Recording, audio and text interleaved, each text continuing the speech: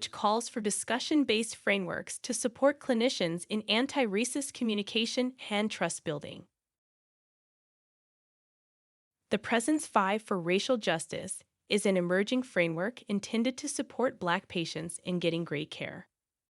Presence 5 for Racial Justice incorporates human-centered design and community-based participatory research with input from patients, clinicians, previous literature, and non-medical professionals.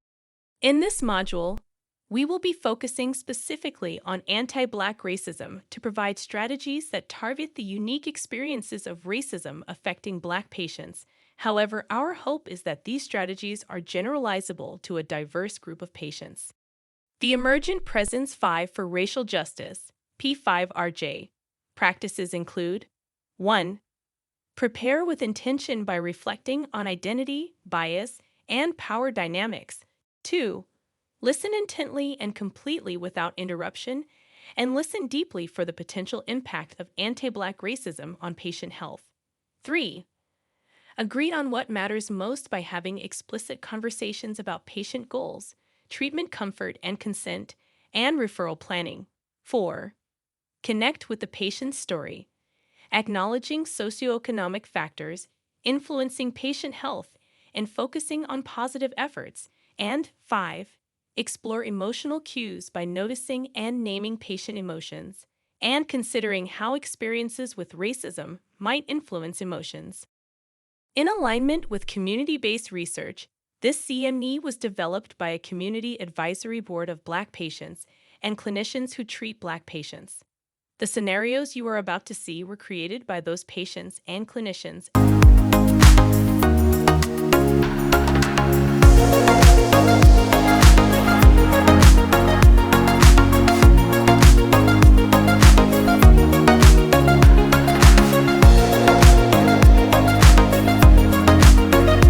Includes reflecting on identity, bias, and power dynamics, and creating structures to address bias and structural determinants of health. Consider the following scenario. As a clinician, you encounter news that may negatively impact your Black patients. Your colleague notes that she has been noticing more trauma and hypertension in her Black patients recently. She wonders if it is related to recent news of racism and police brutality. Reflect on what practices you can use before the visit to prepare to address racism or bias that might come up during the conversation. How can I personalize my care to best help this patient given the circumstances? Hi, James. It's great to see you again. Thank you. It's great to see you again as well. Your blood pressure is a bit higher than normal. I noticed in your chart that for the past few appointments I'd had with you, your blood pressure has been much higher on a consistent basis.